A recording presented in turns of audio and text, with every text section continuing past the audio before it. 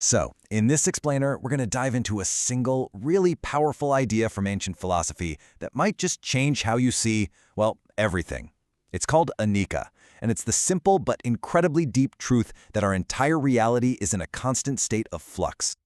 But before we get into the ancient texts, let's start with something really personal. I want you to think about this. When you feel a powerful emotion, joy, sadness, anger, does it feel like that emotion is you? Is that feeling your actual self? And what's so wild is that this exact experience was described thousands of years ago. This quote really gets right to the heart of it. When a good feeling ends, it's not just that the feeling is gone. There's this deeper sense of loss, almost like a part of you has just vanished along with it. So let's unpack that a little bit. This connection between our feelings and our sense of self. How is it that this feeling of me gets built up and then torn down moment by moment? Well, the Pali texts have this amazing phrase for it, eso me atta, which translates to, this is myself. And you know exactly what this means. When you're having a wonderful time, a great chat with a friend, watching a beautiful sunset, there's this automatic identification. That pleasant feeling becomes me.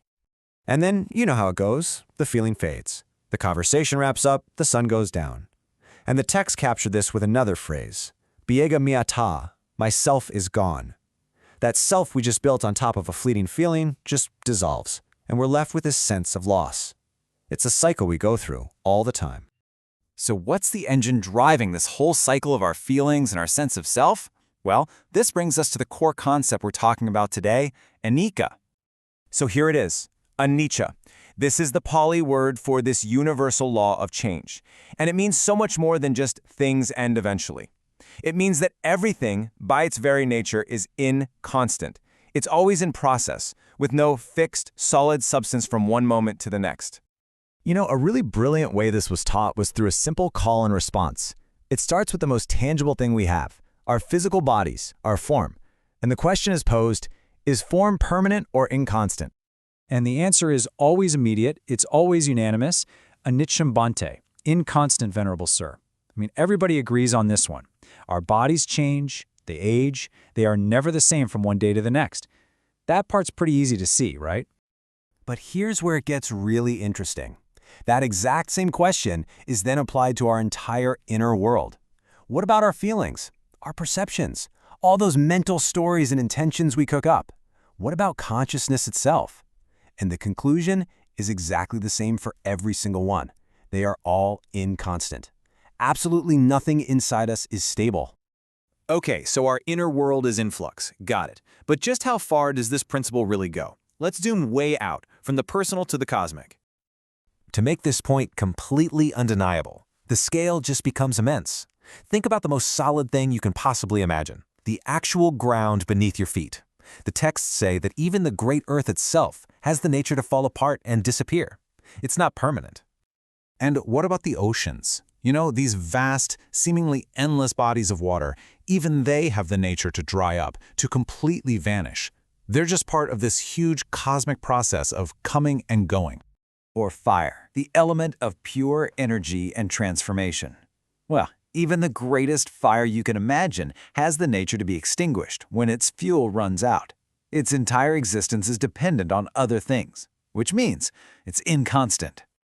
And finally, the great wind, the very air that we breathe. Even this has the nature to cease.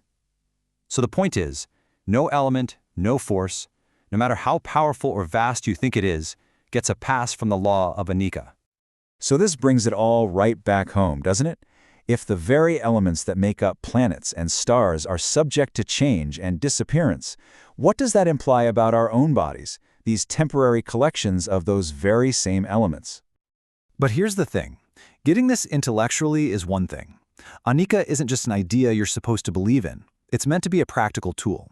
It's a way to actively train your mind to change how you see the world. It's a path of perception. There's a specific term for this practice, Anicca sanya. That second part of the word, sanya, means perception. So this isn't about just repeating everything changes like a mantra. It's about training your mind to directly see the flux of reality, moment by moment, as it's actually happening. And this perception is actually the very first step on a clearly structured path of insight. It goes like this. First, you train yourself to perceive inconstancy. When you see this directly, you naturally start to perceive the unease that comes from clinging to things that are always changing. And from seeing that, you begin to perceive that anything so inconstant and uneasy can't possibly be a permanent, unchanging self. So, to really bring this all together, let's look at two beautiful, super intuitive analogies that were used to explain this concept: the oil lamp and the tree. Think about an oil lamp. It seems like it's a stable, steady source of light, right? But what's really happening? The oil is being used up, the wick is burning down, the flame is flickering constantly. Every single component is in flux. So the question is just simple logic. If all the parts are changing, how on earth could the light itself be permanent? It can't be. It's a process, not a solid thing. Okay, now for the second analogy. A huge tree can seem like the very definition of permanent, but its roots, its trunk, its leaves, they're all constantly changing, growing, decaying. They are inconstant. And if the tree itself is just an ongoing process, how could its shadow, something that's completely dependent on it, possibly be permanent? And that's exactly our situation, isn't it?